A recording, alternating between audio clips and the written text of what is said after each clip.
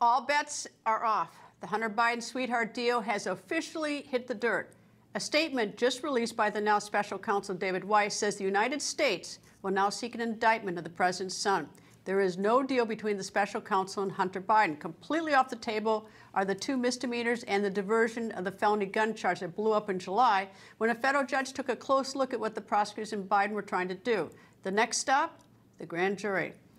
And that's not the only court news today. Fulton County DA Fani Willis is predicting she will call 150 witnesses in the Georgia case and that the televised Georgia trial will take 4 months.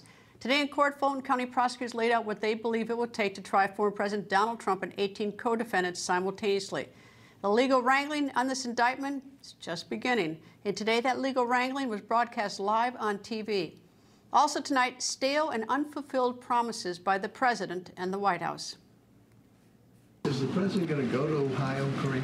I don't have at this time. I don't have anything to read out or announce on a travel to Ohio. Is it in discussion that the president may go there in the near future? I just don't have anything to share. I've spoken with every official in Ohio, Democrat and Republican, on a continuous basis, as in Pennsylvania, and I will be on the on East Palestine, not going to go, not visiting, no plans to visit. Not at this time. When is he going to be visiting East Palestine? And why hasn't he yet? So the plans are underway, discussions are underway, just don't have anything locked in at this time. As the president said, he will go to East Palestine. I don't have any travel plans at this time to announce from here. Why has the president not made the visit out there? And at this point, is he just not going to? He's done a lot of travel in recent weeks and months. So I'm just going to repeat what the president said. He will travel to the area, to East Palestine. Just don't have anything to share on travel or upcoming dates that he'll be there. The derailment was on February 3rd. President Biden has not had a break since February 3rd. The president will go to East Palestine. He promised that he would, and he will. You saw him. So he was not on a break when he was in Lake Tahoe? I will say this again. The president is going to go to East Palestine, as he has said that he is committed to do. Okay, stop the tease. Either go to East Palestine or don't. But stop saying you will if you have no intention of doing so. That's just not fair to the people who have been scared since February 3rd. That's when the small village community of East Palestine, population 4,700, and through no fault of its own, suffered a catastrophe. We're lucky it didn't happen where we live. They're unlucky because it happened where they live.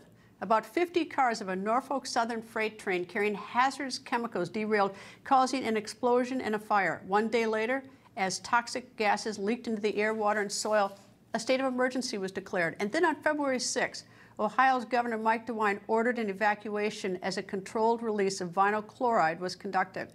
Since then, the citizens of East Palestine have continued to suffer from health problems, to loss of property value, to, of course, the fears about future health problems, their own and their children and their children's children.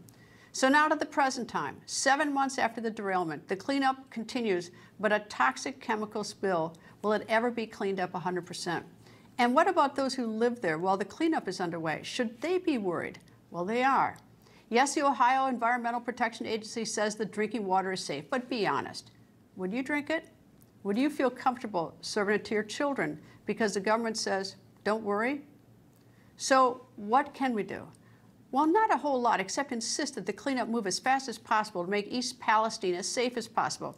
That means money, as much money as possible and as quickly as possible to minimize the health risks associated with toxic chemicals that might remain in the soil and water. Back in July, Governor DeWine, with support from Ohio Senator Sherrod Brown, asked President Biden for a disaster declaration, which would mean more money, which would help accelerate the cleanup. But so far from the White House, crickets. The president has not signed a disaster declaration for East Palestine, which is disappointing. But what is also disappointing is that the president said he would visit East Palestine and see the crisis with his own eyes, but he hasn't. I've been to so many disasters, hurricanes, floods, tornadoes, you name it, and it's a mistake when early on, right after it's happened, that a president visits. For security reasons, for hours before and during a president's arrival, airspace around the crisis gets closed. That means cargo planes with emergency medicine, other supplies can't land and can't get those items to people who urgently need them. And of course, once the president lands, and again for security reasons, there's a long motorcade with the president's limousine followed by a line of vehicles with Secret Service. That likewise creates a problem for those trying to help people under emergency conditions. But let's face it, 7 months later, we are so far beyond that point where a president's visit would inhibit recovery. In fact, the opposite is true. They need the president. They need him to see the crisis with his own eyes and talk to the people who live there. The president could just hop on Air Force One, take the 30-minute or so flight to East Palestine, walk down Air Force One steps, hop into the presidential limousine, drive to Village Center or the derailed tracks area, walk the area for just 15 minutes, look around, and just talk to the citizens of East Palestine. It's such a simple gesture, but it means so much. It tells these villagers he cares, the nation cares, and that they're not alone. As president, he represents all Americans. That's just part of the job. He went to Maui because that's part of the job and good for him. He went to Florida because that's part of the job and good for him. Going to East Palestine is likewise part of the job. Plus, don't forget, he promised. By the way, I don't buy this. Well, I haven't had the occasion to go to East Palestine. There's a lot going on here, and I just haven't been able to break. I was thinking whether I'd go to East Palestine this week, but I then was reminded I've got to go literally around the world. I'm going from Washington to India to Vietnam and so it's going to be a while. But we're making sure that East Palestine has what they need materially in order to deal with their problems. Okay, I don't buy this, not at all. It's not true that he has not had an occasion. And note, I'm not showing you some snarky beach picture, which some of you no doubt have floating in your mind as you listen to me, because he is entitled to a vacation. But I also know he's been back in D.C., and the trip to East Palestine is a very short trip. Plus, he has a taxpayer-funded plane, Air Force One, to take him. And to make it even easier and faster, he has a helicopter at his disposal, Marine One, to take him from the lawn of the White House where he lives right to Air Force One at Joint Base Andrews. So why is this so important? Because I suspect if he sees East Palestine with his own eyes and talks to the people and listens to their fears, he will sign that emergency declaration and will give the community the money that would help them. And if he doesn't, that's on him. This is the record.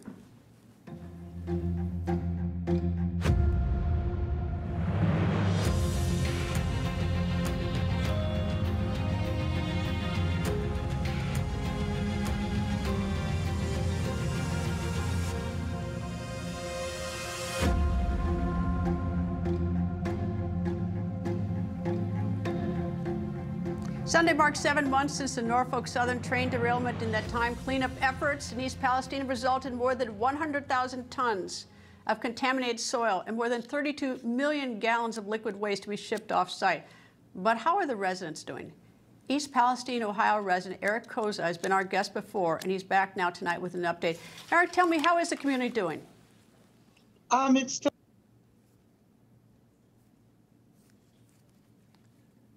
it's a divided community. You know, a lot of the people just want to go on with their lives, and a lot of people is getting sick. Tell me, you know, I just went through a long discussion about whether President Biden has kept his promises to go to East Palestine. Does the community want him there? I mean, maybe, you know, would it be helpful, do you think, if President Biden showed up?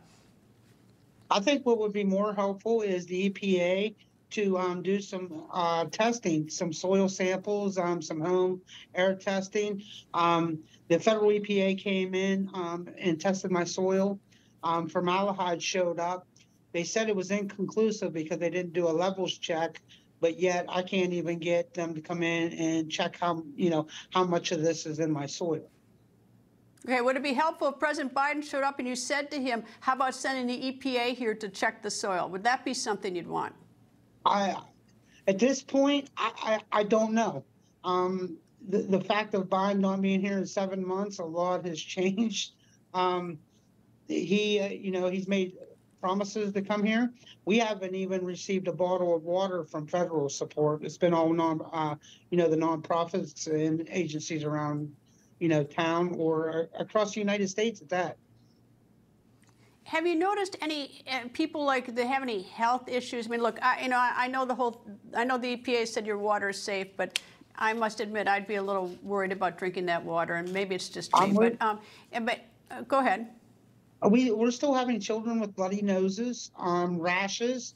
My fiance has broke out into these blister lesions. That's why the federal EPA came to my home to test my soil in the first place. There's a lot of health issues. Is the community, is it getting, are they moving the train company, are they moving soil out of there? And are they actively working every day? To be honest with you, we don't see much anymore. You know, they hide a lot. They work at night. The federal EPA is saying everything's safe. Our waterways, our water is good.